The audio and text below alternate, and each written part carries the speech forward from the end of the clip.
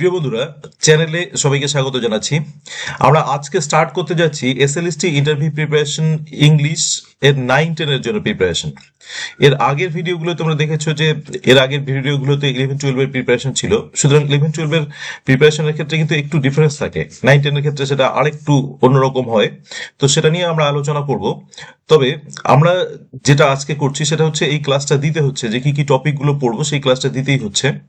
তোমরা আগের ভিডিওগুলো তো দেখতেই পারো, আমরা কয়েকটা সিরিজ আরম্ভ করেছি অলরেডি ইন্টারভিউ এর জন্য, 1 2 3 4 করে, সেগুলো দেখবে। তার সঙ্গে সঙ্গে বিভিন্ন টপিকগুলো যেমন গভর্নমেন্ট প্রজেক্ট এগুলো কিন্তু দেখবে। আচ্ছা, তো 9-10 এর ইংলিশের জন্য যেটা আমরা আজকে করতে যাচ্ছি ক্লাসটা হচ্ছে কি কি টপিক পড়বো সেটা নিয়েই কিন্তু। তো চলো সেটা নিয়ে আমরা একটু আলোচনা করি। প্রথমে দেখো ডেমনস্ট্রেশন আমাদের গিয়েই কিন্তু যেটা করছে, অর্থাৎ এর আগে আমরা 11-12 এর ক্ষেত্রেও দেখেছি যে ডেমনস্ট্রেশনটার ক্ষেত্রে 11-12টাতে ডেমনস্ট্রেশনটা প্রথমেই গিয়ে তোমাকে ডেমো করতে বলছে। এবার ডেমো টপিকটা কি হচ্ছে, ডেমো টপিকটা আমরা বেশিরভাগ ক্ষেত্রেই দেখছি যেটা, সেটা হচ্ছে দেখো কোনো প্রিপেয়ার টপিক থাকলে সেই প্রিপেয়ার টপিকটা কিন্তু করতে বলছে। কেন এটা করতে বলছে? এটা মেইনলি করার ব্যাপারটা হচ্ছে যে তোমরা যাতে অপ্রস্তুত না হয়ে পড়ো, এটা নতুন একটা টপিক দিলে সেটাতে অপ্রস্তুত না হয়ে পড়ো, সেরকম একটা কন্ডিশন থেকে কিন্তু এটার দেওয়া। তবে সেখানে এবার যেটা আমরা বলবো 9-10 এর ক্ষেত্রে, যে 9-10 এর ক্ষেত্রে নতুন টপিকও কিন্তু তোমাদের দিতে পারে, অর্থাৎ কোনো এক্সপার্ট কিন্তু তোমাকে সিলেক্ট করে দিতে পারে যে এই টপিকটা করো। 11-12 এর ক্ষেত্রে যে দেয়নি তা নয়, 11-12 এর ক্ষেত্রেও দিয়েছিল কিছু কিছু মানে কয়েকজন ক্যান্ডিডেটকে। সেখানে কিন্তু 9-10 এর ক্ষেত্রেও এটা আমরা সিলেক্টেড বাই দ্য এক্সপার্ট দিতে পারি। তো এখানে তাহলে আমাদের কি করার কর্তব্য? দেখো এখানে যেটা আমাদের করতে হবে যে প্রিপেয়ার টপিকটার ক্ষেত্রে অলরেডি তোমরা একটা ডিসিশন নিয়ে নিয়েছো বা আমরাও আলোচনা করেছি যে আমরা একটা টপিক প্রিপেয়ার করে যাব। সেটা অবশ্যই 9-10 সেকশন হতে হবে। কিন্তু এর আগে আমরা দেখেছি যখন আলোচনা করেছি 11-12 এর টেক্সট থেকে সেই ডেমনস্ট্রেশন গুলো তৈরি করা, কিন্তু এখানে কিন্তু 9-10 এর টপিক থেকে অবশ্যই নেবে। এবার টপিকগুলো কি কি হতে পারে? টপিকগুলো দেখো 9-10 এর ক্ষেত্রে আমি যেটা বলবো যে প্রিপেয়ার টপিক যেটা করবে সেটা হচ্ছে একটা বা দুটো ভালো করে টপিককে প্রিপেয়ার করে যাবে একদম, যেটা ফাইনাল ডেমনস্ট্রেশন তুমি দেবে। অর্থাৎ বাড়িতে তুমি কিন্তু সেটা নিয়ে প্র্যাকটিস করবে একটা বা দুটো ভালো করে, যে আমার ভালো হচ্ছে। এক্ষেত্রে আরেকটা বেস্ট উপায় হচ্ছে 4-5টা টপিককে তোমাকে ঠিক করে নেওয়া। 4-5টা টপিক কি কি হতে পারে? 4-5টা টপিক হচ্ছে তোমাকে নেওয়া উচিত পোয়েট্রি থেকে, কবিতা থেকে দুটো নিলে, প্রোজ থেকে দুটো নিলে, এবং অবশ্যই গ্রামার থেকেও কিন্তু একটা দুটো নেবে। তো এরকম যদি তুমি 4-5টা টপিক নাও, নেওয়ার পরে 4-5টা টপিক তুমি যদি প্রিপারেশন নিতে থাকো, তখন দেখবে অটোমেটিক্যালি বা কাউকে দিয়ে সেটা দেখিয়ে নেবে যে কোন টপিকটাতে তোমার ডেমনস্ট্রেশনটা ভালো হচ্ছে, কোন টপিকটাতে ইজিলি তোমার স্টুডেন্টরা সেই জিনিসটা বুঝতে পারছে। তখন সেই টপিকটা কিন্তু তোমাকে সিলেক্ট করতে হবে যে না, এই টপিকটাতে হচ্ছে আমাকে আমি এই টপিকটাই দেব। এরকম ফাইনাল দুটো রাখতে হবে। তো দুটো রাখতে হবে, দুটোর মধ্যে তোমাকে আবার একটা ঠিক করে নিতে হবে, ওখানে গিয়ে আবার যেন দোটানা না হয়। দেখো এখানে অবশ্যই আমি সবসময় বলবো যে ইন্টারভিউ কিন্তু খুব বেশি একটা ফ্যাক্টর নয়। তোমরা যতটা ভয় পাও ততটা কিন্তু ইন্টারভিউ ফ্যাক্টর নয়। একটা ভয়ের ব্যাপার সেটা হচ্ছে আমরা নতুন লোকের সামনে যাচ্ছি এবং যে লোকগুলোর সামনে যাচ্ছি তারা অনেক কিছু জানে, এটা একটা ব্যাপার। কিন্তু এর জন্য তুমি যদি ভয় পাও তাহলে সেটা কিন্তু একটা নেগেটিভ ইম্প্যাক্ট ফেলবে। কিন্তু ভয় পাওয়ার কোনো ব্যাপার নেই, ওনারা তোমার ভয়টাকে দেখতে চান না, ওনারা তোমার কনফিডেন্সটাকে দেখতে চান। মানে কেমন কনফিডেন্ট তুমি। তো সেক্ষেত্রে যেটা করবে, তাহলে তোমার কনফিডেন্সটা তোমাকে শো করতে হবে। তো অবশ্যই তুমি সেক্ষেত্রে তুমি কনফিডেন্সটা তোমাকে দেখাতে হবে। তাহলে এইভাবে কনফিডেন্সটা কিন্তু তোমাকে তুলে ধরতে হবে সেই ডেমনস্ট্রেশনের মাধ্যমে। তাহলে আমরা কি করব, সেই কনফিডেন্সটাকে শো করতে হলে আমার যেটা ভালো প্রিপেয়ার্ড ডেমো, সেই ভালো প্রিপেয়ার্ড ডেমোটাকে কিন্তু আমাকে রেডি করে নিতে হবে। অর্থাৎ আমি সেখানে সেটা শো করব। এভাবে 1-2 করে সিলেক্ট করে রাখবে। দেখা গেল যে তুমি ফ্যাবল করলে। এবার ফ্যাবল এক্সপার্টরা অনেকক্ষণ শুনে ফেলেছে, তোমার আগে যারা ক্যান্ডিডেট ছিল সবাই প্রায় ফ্যাবল দিয়ে ফেলেছে। তখন তোমাকে জিজ্ঞেস করতে পারে যে কোন ডেমোটা করবে। তখন তুমি হয়তো বললে ফ্যাবল, বলে যে না ফ্যাবলটা না, তুমি অন্য কিছু করে থাকলে দেখাও। তাহলে তোমাকে কিন্তু তখন সেকেন্ড অপশনে যেতে হবে, অর্থাৎ তোমার সেকেন্ড যেটা ভালো সেটাতে যেতে হবে। তো এরকম কিন্তু তোমাকে একটা অপশন আসতে পারে। অর্থাৎ সেই প্রিপেয়ার টপিকই তোমার প্রিপেয়ার টপিকের সেকেন্ড অপশনটাকে কিন্তু তোমাকে হতে পারে। তাহলে এই জন্য আমাকে প্রিপেয়ার থাকতে হবে। দুটো তো অবশ্যই এরকম করে ভালো করতে হবে, সেক্ষেত্রে আমাদের নজর দেওয়া উচিত। হ্যাঁ, আর হচ্ছে তার থেকেও বেশি করা উচিত। আচ্ছা, এইবার আরেকটা ব্যাপার হচ্ছে যে অনেক সময় যারা এক্সপার্ট তারা কিন্তু সিলেক্টেড করে দেন যে না তুমি আহ, এবার প্রোজের উপর দাও। তাহলে তুমি প্রোজের উপর দিলে এখানে কিন্তু দেখবে কোনো টপিক নির্দিষ্ট করে দিবে না যে প্রোজের উপর এই প্রোজটার উপর দাও বা এই গ্রামারটার টপিকটা দাও, ঠিক আছে? সেক্ষেত্রে কিন্তু কম হয়। হয়তো বলতে পারে যে তুমি গ্রামারের উপর একটা ডেমো দাও দেখি। তো এরকম সিলেক্টেড টপিকও কিন্তু আসতে পারে, যার জন্য কিন্তু আমরা সেই ভ্যারাইটিটার কথা বলছি যে প্রোজ, পোয়েট্রি এবং গ্রামার এগুলো নিয়েই কিন্তু তুমি ডেমোগুলোকে রেডি করো। এটা গেল ডেমনস্ট্রেশনের ব্যাপার। এবার ডেমনস্ট্রেশনটা হওয়ার পরে আমার কি রকম একটা সমস্যা আসতে পারে দেখো। ডেমনস্ট্রেশনটা হওয়ার পরে যখন আমাকে কোশ্চেন অ্যান্সার পর্বে আমি ঢুকবো, তখন কোশ্চেন অ্যান্সার পর্বে বেশিরভাগটা কিন্তু খেয়াল রাখবে যে ডেমনস্ট্রেশনের থেকেই কিন্তু তোমাকে প্রশ্ন করবে। ফ্রম ডেমনস্ট্রেশন আমরা পয়েন্ট রেখে দিয়েছি। দেখো, ডেমনস্ট্রেশনে তুমি তোমার যে টপিকটা তুমি অলরেডি আলোচনা করছো, সেখানে নিশ্চয়ই এমন কোনো কিছু থাকবে যেখান থেকে তোমাকে অনেক প্রশ্ন করা যেতে পারে।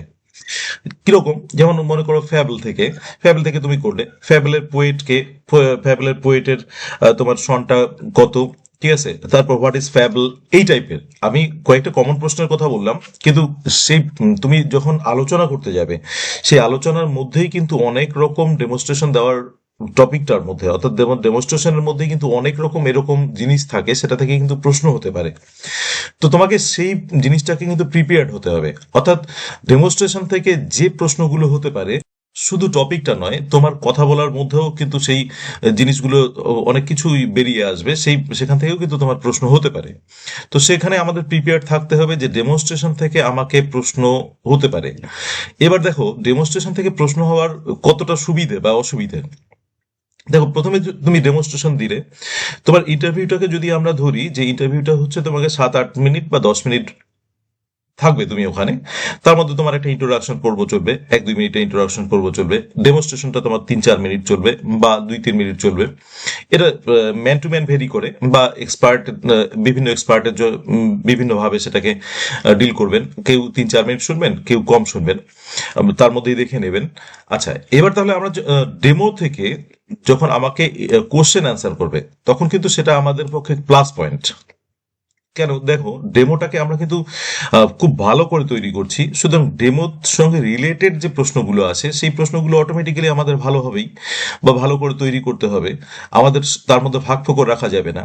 কারণ একটা জায়গার মধ্যে যখন আমরা ঢুকে পড়ছি, তখন সেই জায়গার সম্পর্কে কিন্তু আমাকে ডিটেলস জানতে হবে, তার সম্পর্কে রিলেটেড গ্রামারগুলো জানতে হবে।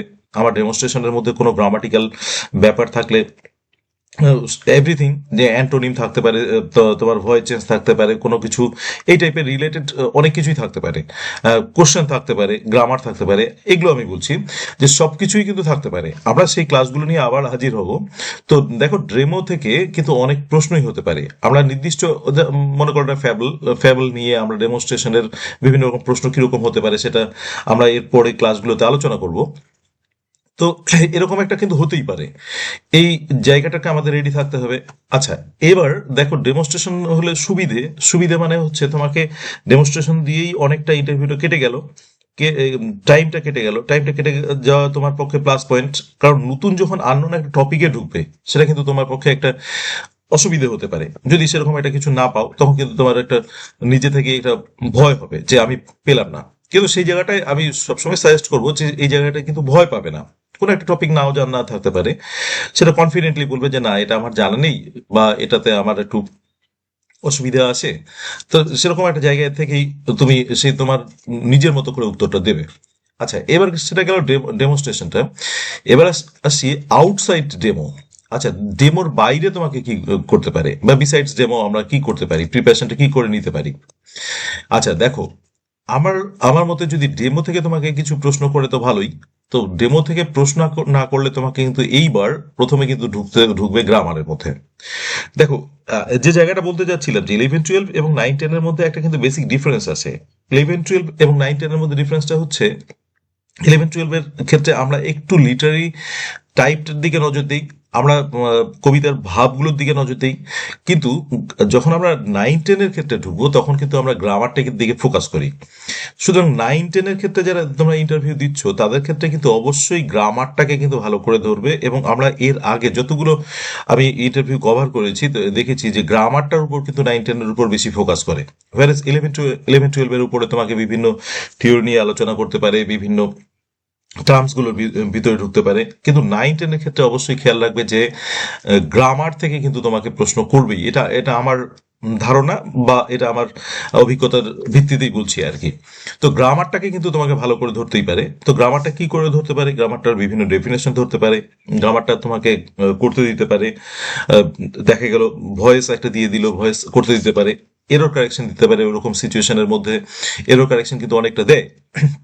আচ্ছা, তো এই এই টাইপের গ্রামার গুলো নিয়ে রেডি থাকবে। আমরা কয়েকটা ক্লাসও দেবো এ নিয়ে। আচ্ছা, সিলেবাস। আচ্ছা, তারপরে ব্যাপারটা অবশ্যই থাকবে তোমার ইন্ট্রোডাকশন পর্যায়েই থাকবে এটা, যে তুমি বিএড এ করেছো, তো বিএড এর কি কি টপিক গুলো ছিল, এম এ তে তোমার কি কি সাবজেক্ট গুলো ছিল, এই জিনিসটা তো তোমাকে রেডি থাকতেই হবে। এটা নিশ্চয়ই তোমরা রেডি থাকবে। আচ্ছা, from history of English literature. আচ্ছা, এখানে আমার যেটা পরামর্শ সেটা হচ্ছে, দেখো 11-12-এর ক্ষেত্রে আমরা কিন্তু অনেকটা ডিপে গিয়ে সেটা আলোচনা করার চেষ্টা করি, বা অনেকে আমরা জানার চেষ্টা করি। 9-10-এর ক্ষেত্রে কিন্তু সেটার খুব বেশি এটা প্রয়োজন হয় না। আমার মনে হয় একটু ভাষায় এই হিস্ট্রি অফ ইংলিশ লিটারেচারটা দেখলে হবে।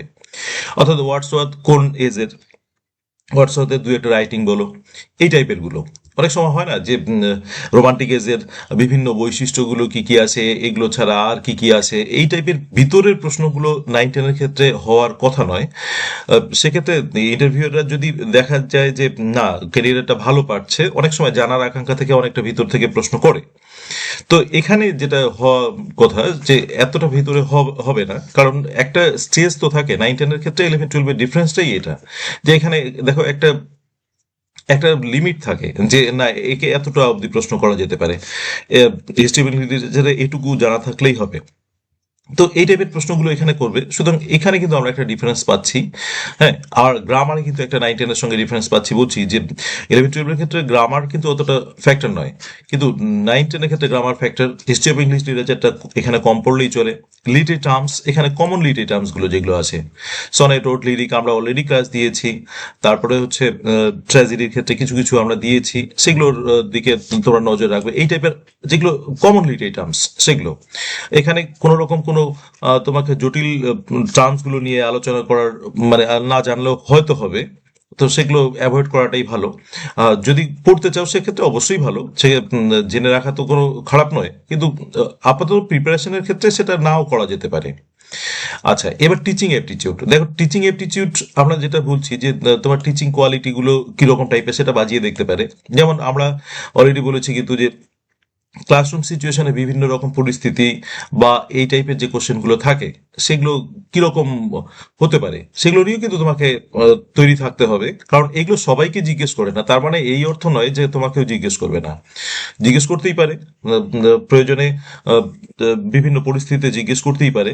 তো সে এটা জেনে রাখা উচিত। দেখো, ইন্টারভিউ কিন্তু আহ, কিছু জিজ্ঞেস করছে না মানে তার অর্থ এই নয় যে আমি সেটা পড়বো না। আমরা আমরা অনেক কিছুই পড়ি, তার মধ্যে কিছুটা হয়তো আসে, কিছুটা হয়তো জিজ্ঞেস করে না।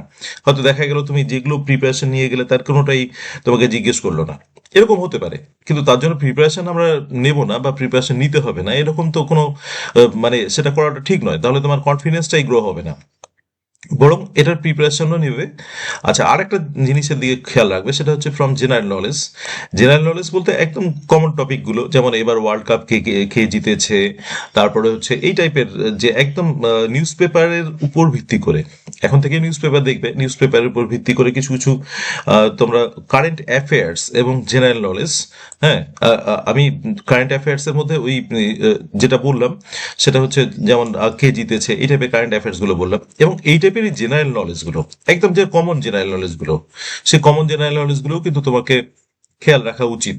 তো এই এই জিনিসগুলো কিন্তু আমাদের একটু অবশ্যই খেয়াল রাখতে হবে, এবং এই ডেমোর বাইরেও কিন্তু এই টপিক গুলো কিন্তু তোমাদের নিয়ে প্রিপারেশন নিতে হবে।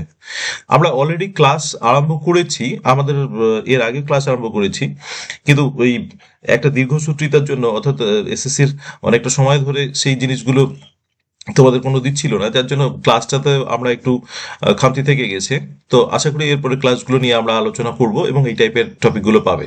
তো প্রিপারেশনটা নিয়ে নাও, এবং এই যে টাইপের ইন্টারভিউর জন্য আমাদের ক্লাসগুলো দেখে দিয়েছি এইগুলো কিন্তু আশা করব দেখবে, উপকার হবে তোমাদেরই।